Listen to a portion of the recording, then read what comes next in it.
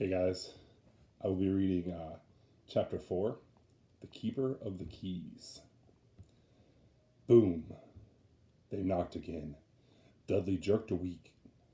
"Where's the cannon?" he said stupidly. There was a crash behind them, and Uncle Vernon came skidding into the room. He was holding a rifle in his hands. Now he knew what he had been in the long, thin package he had brought with them. "Who's there?" he shouted. "I warn you, I'm armed." There was a pause. Then, smash! The door was hit with such force that it swung clean off its hinges and with a deafening crash landed flat on the floor. A giant of a man was standing in the doorway. His face was almost completely hidden by a long, shaggy mane of hair and a wild, tangled beard, but you could make out his eyes, glinting like black beetles under all that hair. I'm reading from the illustrated version, and this is a picture. It's really cool. The giant squeezed his way into the hut, stooping so that his head just brushed the ceiling. He bent down, picked up the door, and fitted it easily back into its frame. The noise of the storm outside dropped a little. He turned to look at them all. "Couldn't make us a cup of tea, could ya? It's not been an easy journey." He strode over to the sofa where Dudley sat frozen with fear. "Budge up, you great lump," said the stranger. Dudley squeaked and ran to hide behind his mother, who was crouching, terrified behind Uncle Vernon. "And here's Harry," said the giant. Harry looked up in the fierce, wild, shadowy face and saw that the beetle eyes were crinkled in a smile. "Last time I saw you, you was only a baby," said the giant. "You look like your dad, but you've got your mom's eyes." Uncle Vernon made a funny, rasping noise. "I demand that you leave at once, sir," he said. "You are breaking and entering." "Ah, shut up, Dursley, you great prune," said the giant. He reached over the back of the sofa, jerked the gun out of Uncle Vernon's hand, bent it into a knot as easily as if it had been made of rubber, and threw it into the corner of the room. Uncle Vernon made another funny noise, like a mouse being trodden on. "Anyway, Harry," said the giant, turning his back on the Dursleys, "a very happy birthday to you. Got something for you here. I might have sat on it at some point, but it'll taste all right." From an inside pocket of his black overcoat, he pulled a slightly squashed box. Harry opened it with trembling fingers. Inside was a large, sticky chocolate cake, with "Happy Birthday, Harry" written on it in green icing. Harry looked up at the giant. He meant to say thank you, but the words got lost on the way to his mouth, and he said instead was, "Who are you?" The giant chuckled. "True, I haven't introduced myself. Rubeus Hagrid, keeper of keys and grounds at Hogwarts." He held out an enormous hand and shook Harry's whole arm. "What about that tea, then, he said, rubbing his hands together. "I'd not say no to something stronger if you've got it, mind." His eyes fell on the empty grate with the shriveled crisp packets in it, and he snorted. He bent down over the fireplace. They couldn't see what he was doing, but when he drew back a second later, there was a roaring fire in there. It filled the whole damp hut with flickering light, and Harry felt the warmth wash over him as though he'd sunk into a hot bath. The giant sat back down on the sofa, which sagged under his weight, and began taking all sorts of things out of the pockets of his coat. A copper kettle, a squashy package of sausages, a poker, a teapot, several chip mugs, and a bottle of amber liquid, which he took a swig from before sitting to make tea. Soon the hut was full of the sound and smell of sizzling sausage. Nobody said a thing while the giant was working, but as he slid the first 6 fat, juicy, slightly burnt sausages from the poker, Dudley fidgeted a little. Uncle Vernon said sharply, "Don't touch anything he gives you, Dudley." The giant chuckled darkly. "Your great puddin' of a son don't need fattening any more, Dursley. Don't worry." He passed the sausages to Harry, who was so hungry he had never tasted anything so wonderful. But he still couldn't take his eyes off the giant. Finally, as nobody seemed about to explain anything, he said, "I'm sorry, but I still don't really know who you are." The giant took a gulp of tea and wiped his mouth with the back of his hand. "Call me Hagrid," he said. "Everyone does, and like I told you, I'm keeper of keys at Hogwarts. You'll know all about Hogwarts, of course." No," said Harry. Hagrid looked shocked. "Sorry?" Harry said quickly. "Sorry," barked Hagrid, turning to stare at the Dursleys, who shrank back into the shadows. "It's them should be sorry. I knew you weren't getting your letters. But I never thought you wouldn't even know about Hogwarts. For crying out loud, did you ever wonder where your parents learnt it all?" "All what?" asked Harry. "All what?" Hagrid thundered. "Now wait just 1 second." He had leapt to his feet. In his anger, he seemed to fill the whole hut. The Dursleys were cowering against the wall. "Do you mean to tell me," he growled at the Dursleys, "that this boy knows nothing about anything?" Harry thought this was going a bit far. He had been to school, after all, and his marks weren't bad. "I know some things," he said. "I can, do math and stuff." But Hagrid simply waved his hand and said, "About our world, I mean. Your world. My world. Your parents' world." "What world?" Hagrid looked as if he was about to explode. "Dursley!" he boomed. Uncle Vernon, who had gone very pale, whispered something that sounded like Mimblewimble. Hagrid stared wildly at Harry. "But you must know your mom and dad," he said. "I mean, they're famous. You're famous." "What? My mom and dad weren't famous." "Were they?" "You don't know? You don't know?" Hagrid ran his fingers through his hair, fixing Harry with a bewildered stare. "You don't know what you are?" he said finally. Uncle Vernon suddenly found his voice. "Stop," he commanded. "Stop right there, sir. I forbid you to tell the boy anything." A braver man than Vernon Dursley, would have quailed under the furious look Hagrid now gave him. When Hagrid spoke, his every syllable trembled with rage. "You never told him? Never told him in the letter Dumbledore left for him? I was there. I saw Dumbledore leave it, Dursley, and you've kept it from him all these years?" "Kept what from me?" said Harry eagerly. "Stop! I forbid you!" yelled Uncle Vernon in panic. Aunt Petunia gave a gasp of horror. Go bowl your heads, both of you," said Hagrid. "Harry, you're a wizard." There was silence inside the hut. Only the sea and the whistling wind could be heard. "I'm a what?" gasped Harry. "A wizard, of course," said Hagrid, sitting back down on the sofa, which groaned and sank even lower, "and a thumping good 'un, I'd say, once you've been trained up a bit. With a mum and dad like yours, what else would you be? And I reckon it's about time you read your letter." Harry stretched out his hand at last to take the yellowish envelope.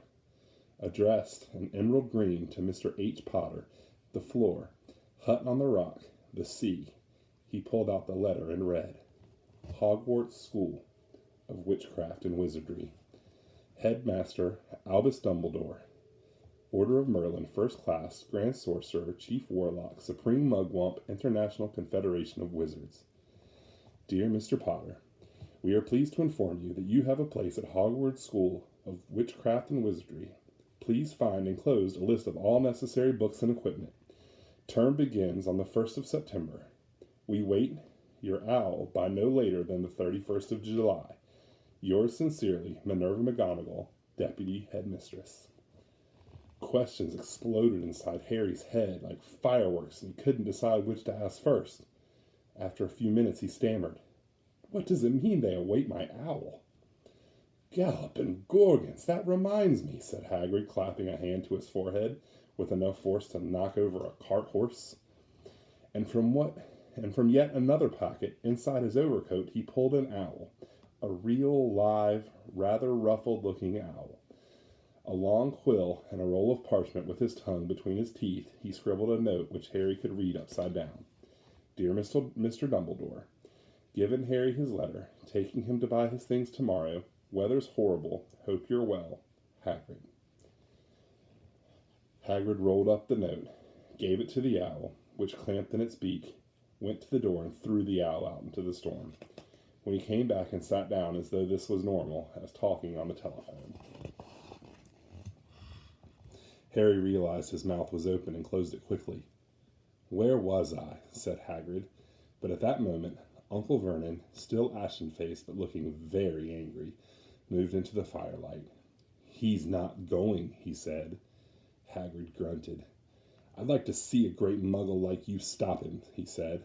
"Oh, what?" said Harry, interested. "A muggle," said Hagrid. "It's what we call non-magic folk like them. And it's your bad luck you grew up in a family of the biggest muggles I ever laid eyes on. We swore when we took him in we'd put a stop to that rubbish," said Uncle Vernon. "Swore we'd stamp it out of him. Wizard indeed." "You knew?" said Harry. "You knew I'm a wizard?" "Knew?" shrieked Aunt Petunia suddenly. "Knew? Of course we knew. How could you not be, by dafted sister being what she was? Oh, she got a letter just like that and disappeared off to that school and came home every holiday with her pockets full of frog spawn turning teacups into rats. I was the only one who saw her for what she was. A freak. But for my mother and father, oh no, it was Lily this and Lily that. They were so proud of having a witch in the family." She stopped to draw a deep breath and then went ranting on. It seemed she had been wanting to say all this for years. "Then she met that Potter at school, and they left and got married and had you, and of course I knew you'd be just the same, just as strange, just as abnormal. And then, if you please, she went and got herself blown up, and we got landed with you." Harry had gone very white. As soon as he found his voice, he said, "Blown up? You told me they died in a car crash." "Car crash?" roared Hagrid, jumping up so angrily that the Dursleys scuttled back into the corner. "How could a car crash kill Lily and James Potter? It's an outrage, a scandal. Harry Potter not knowing his own story when every kid in our world knows his name." "But why? What happened?" Harry asked urgently. The anger faded from Hagrid's face. He looked suddenly anxious. "I never expected this," he said, in a low, worried voice. "I had no idea when Dumbledore told me there might be trouble getting hold of you. How much you didn't know. Ah, Harry, I don't know if I'm the right person to tell you, but someone's got to. You can't go off to Hogwarts not knowing it." He threw a dirty look at the Dursleys. "Well, it's best you know as much as I can tell you. Mind, I can't tell you everything. It's a great mystery, parts of it." He sat down, stared into the fire for a few seconds, and then said, "It begins, I suppose, with a person called... But it's incredible you don't know his name. Everyone in our world knows." "Who?" "Well, I don't like saying the name if I can help it. No one does." "Why not?" "Galloping gargoyles, Harry. People are still scared. Blimey, this is difficult. See, there was a wizard who went bad. As bad as you could go. Worse. Worse than worse. He whose name was..." Hagrid gulped, but no words came out. "Could you write it down?" Harry suggested. "Nah, can't spell it." "All right. Voldemort." Hagrid shuddered. "Don't make me say it again. Anyway, this wizard, about 20 years ago, started looking for followers. Got 'em, too. Some were afraid. Some just wanted a bit of his power. 'Cause he was getting himself power, all right. Dark days, Harry. Didn't know who to trust. Didn't dare get friendly with strange wizards or witches. Terrible things happened. He was taken over. Of course, some stood up to him, and he killed 'em. Horribly. One of the only safe places left was Hogwarts. Reckon Dumbledore's the only one you know who was afraid of. Didn't dare try taking the school. Not just then, anyway. Now, your mum and dad were as good a witch and wizard as I ever knew. Head boy and head girl at Hogwarts in their day. Suppose the mystery is why you-know-who never tried to get 'em on his side before. Probably knew they were too close to Dumbledore to want anything to do with the dark side. Maybe he thought he could persuade 'em. Maybe he just wanted 'em out of the way. All anyone knows, he turned up in a village where you were all living. On Halloween 10 years ago, you was just a year old. He came to your house and Hagrid suddenly pulled out a very dirty, spotted handkerchief and blew his nose with a sound like a foghorn. Sorry, but that's sad.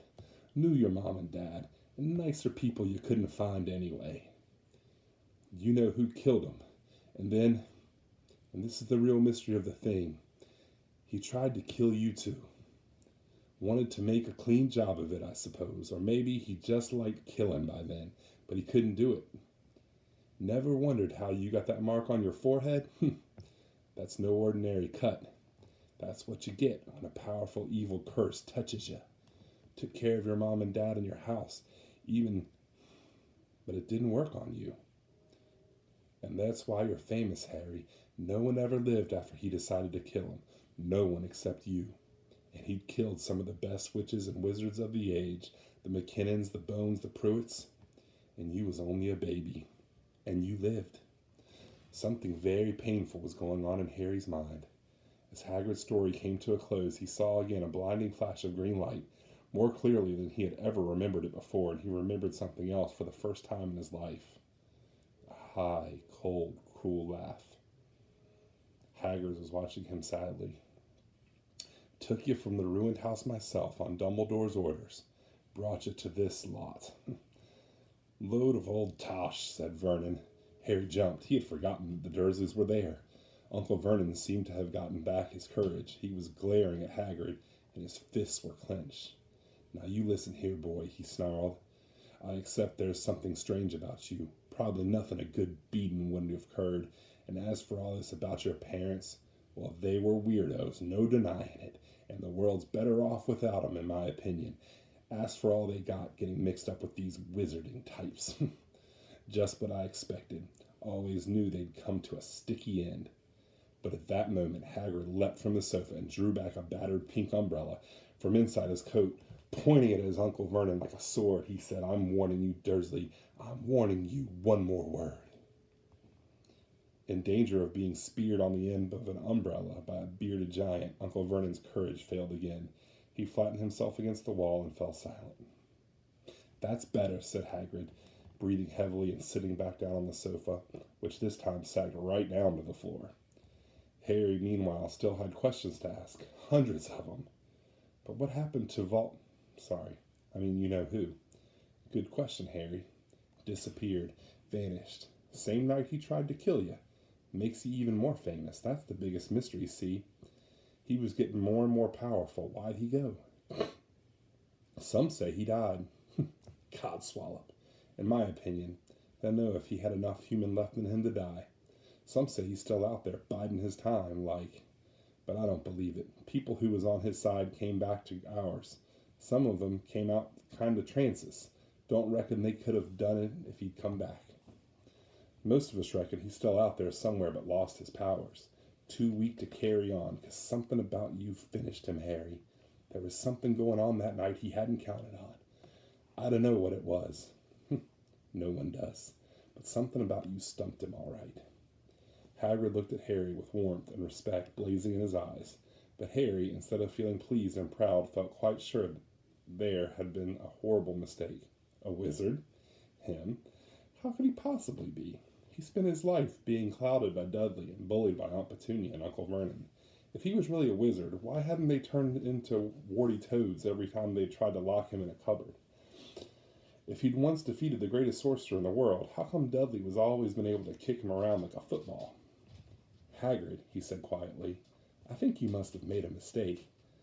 I don't think I can be a wizard. To his surprise, Hagrid chuckled. Not a wizard, eh? Never made things happen when you was scared or angry? Harry looked into the fire. Now that he came to think about it, every odd thing that had ever made his aunt and uncle furious with him had happened when he, Harry, had been upset or angry. Chased by Dudley's gang, he had somehow found himself out of their reach, dreading going to school with that ridiculous haircut. He'd managed to make it grow back, and the very last time Dudley had hit him, hadn't he got his revenge without even realizing he was doing it? Hadn't he set the boa constrictor on him? Harry looked back at Hagrid, smiling, and saw that Hagrid was positively beaming at him. See, said Hagrid, Harry Potter, not a wizard. You wait, you'll be right famous at Hogwarts. But Uncle Vernon was not giving up without a fight. Haven't I told you he's not going? He hissed. He's going to Stonewall High, and he'll be grateful for it. I've read those letters, and he needs all sorts of rubbish. Spell books and wands, and if he wants to go, a great muggle like you won't stop him, growled Hagrid. Stop Lily and James Potter's son from going to Hogwarts. You're mad. His name's been down ever since he was born. He's off to the finest school of witchcraft and wizardry in the world. 7 years there, and he won't know himself. He'll be with youngsters of his own sort for a change, and he'll be under the greatest headmaster Hogwarts ever had, Albus Dumbledore. I'm not paying for some crackpot old fool to teach him magic tricks, yelled Uncle Vernon. But he had finally gone too far. Hagrid seized his umbrella and whirled it over his head. Never, he thundered, insult Albus Dumbledore in front of me. He brought the umbrella swishing down through the air to the point at Dudley. There was a flash of violet light, a sound like a firecracker, a sharp squeal, and next second Dudley was dancing on the spot, with his hands clasped over his fat bottom, howling in pain. When he turned his back on them, Harry saw a curly pig's tail poking through a hole in his trousers. Uncle Vernon roared, pulling Aunt Petunia and Dudley into the room. He cast one last terrified look at Hagrid, slammed the door behind them. Hagrid looked down at the umbrella and stroked his beard. Shouldn't have lost me temper, he said, ruefully, but it didn't work anyway. Meant to turn him into a pig, but I suppose he was so much like a pig anyway, there wasn't much left to do. He cast a sideways look at Harry under those bushy eyebrows. Be grateful if you didn't mention that to anyone at Hogwarts, he said. I'm, not supposed to do magic, strictly speaking. I was allowed to do a bit to follow you and get your letters to you and stuff. One of the reasons I was so keen to take on the job. Why aren't you supposed to do magic? Asked Harry. Oh, well, I was at Hogwarts myself, but I got expelled, to tell you the truth, in me 3rd year. They snapped me wand and half and everything, but Dumbledore let me stay on as a gamekeeper. Great man, Dumbledore. Why were you expelled? It's getting late, and we've got lots to do tomorrow, said Hagrid loudly. Gotta get you to town. Get your books and that. He took off his thick black coat and threw it to Harry. You can kip under that, he said. Don't mind if it wiggles a bit. I think I've still got a cup of dormice in one of the pockets.